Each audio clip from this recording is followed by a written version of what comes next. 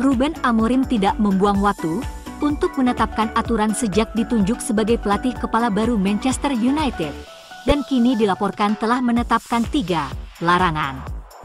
Pelatih asal Portugal yang karismatik itu kini telah sebulan menjabat di Old Trafford dan bertekad untuk membawa perubahan ke United dengan menerapkan 3 aturan yang tidak dapat dinegosiasikan. Aturan utama pertama yang ia terapkan di Carrington adalah melarang pelatihnya memberikan instruksi yang rumit. Sang ahli taktik percaya bahwa jika ia tidak dapat menjelaskan ide tertentu dalam satu kalimat, ide tersebut tidak boleh dikomunikasikan hingga disederhanakan. Aturan kedua, di masa jeda internasional dan pemain mendapat hari libur, ia dilarang bepergian atau terbang dengan pesawat kemanapun. Amorim telah menerapkan aturan ketiga yang tidak dapat dinegosiasikan, melarang makanan di ruang ganti pada hari pertandingan. Itu terjadi setelah ia menekankan perlunya meningkatkan kebugaran fisik skuadnya. Berbicara menjelang kekalahan mereka dari Forest akhir pekan lalu, Amorim mengatakan mustahil untuk memenangkan Liga Primer tanpa tim yang tidak berlari. Hal ini dikatakannya karena budaya di klub yang mengkonsumsi makanan di ruang ganti pada hari pertandingan.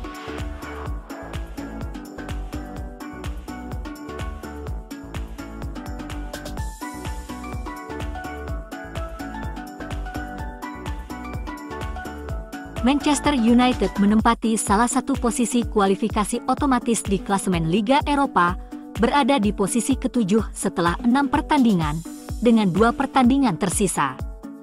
The Reds adalah satu dari 5 tim yang masih belum terkalahkan dalam kompetisi tahun ini. Amorim ingin MU mempertahankan posisi 8 besar fase Liga musim ini, yang bisa menjadi vital menjelang bulan-bulan awal tahun depan. Meskipun finish di posisi antara 9 dan ke-24 memberi tempat di playoff, pelatih kepala MU ingin menghindari 2 pertandingan tambahan tersebut. Ini akan membebaskan beberapa pertandingan tengah pekan di bulan Februari. Kemenangan atas Rangers di Old Trafford dan atas FCSB di Rumania akan menjamin 8 besar. 4 poin mungkin juga sudah cukup. Semakin tinggi posisi tim di 8 besar, semakin baik posisi mereka untuk babak 16 besar. Lazio dan tuan rumah final, Athletic Club, saat ini memimpin dengan 5 kemenangan dan 1 hasil seri. Anderlecht yang berada di posisi ketiga dan Galatasaray di posisi ke-6 juga belum pernah kalah dalam 1 pertandingan pun, sementara Lyon, pemenang 2022 Eintracht Frankfurt, dan Rangers melengkapi posisi otomatis saat ini. MU akan menghadapi Rangers tahun depan pada 23 Januari di Old Trafford, dan pada 30 Januari, mengakhiri laga fase grup melawan FCSB di kandang lawan.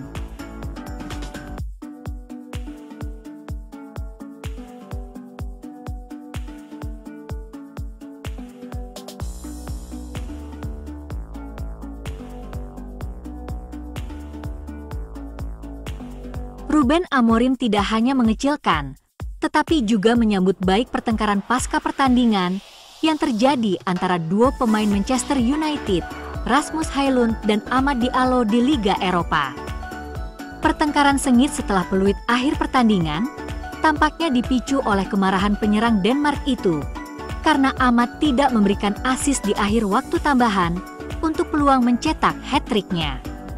Namun, Højlund juga lalai mengoper kepada Amad ketika tim tamu menyerbu maju lewat serangan balik di akhir pertandingan kurang dari semenit kemudian. Di akhir laga keduanya kemudian terlibat dalam diskusi seru di lapangan.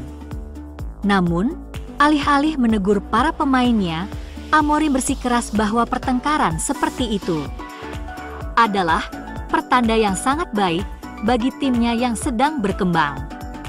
Inilah yang sebenarnya dikatakan Højlund. Dia tahu kedengarannya aneh, tetapi keduanya tidak punya cukup waktu di tempat latihan, jadi keduanya harus melatihnya selama pertandingan. Namun, keadaan semakin membaik. Amad menimpali dengan mengomentari lapangan yang sulit untuk dimainkan, tetapi menang adalah hal terbaik. Kami terus maju.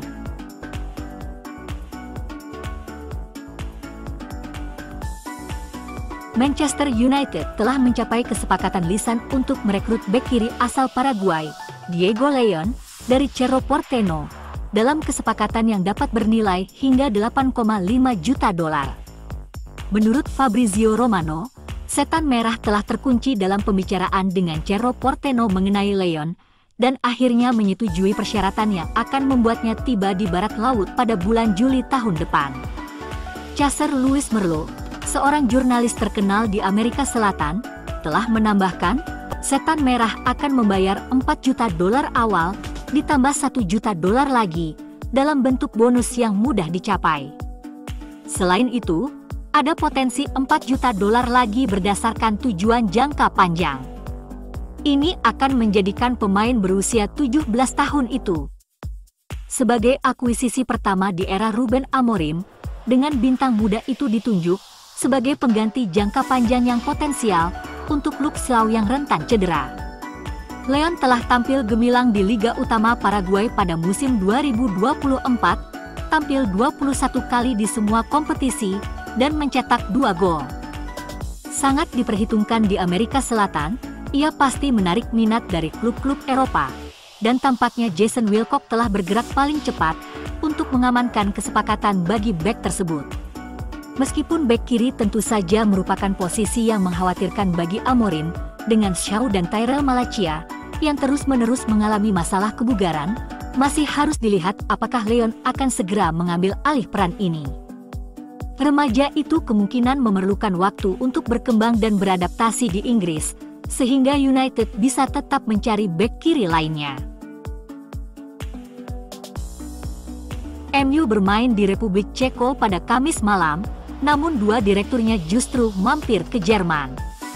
Omar Berrada serta Jason Wilcock mengunjungi Jerman sebelum pertandingan. Keduanya mengunjungi kantor pusat Adidas. Berrada serta Wilcock mengunjungi Adidas di Herzogenaurach, Jerman beberapa hari sebelum pertandingan.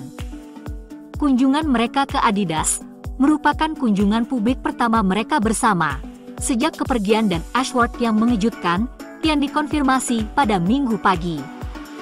Kunjungan tersebut digambarkan oleh seorang sumber sebagai pendalaman umum dalam teknologi mereka. Perjalanan United ke Herzogenaurach dilakukan tak lama setelah komentar kritis Sir Jim Ratcliffe tentang analisis data di klub tersebut.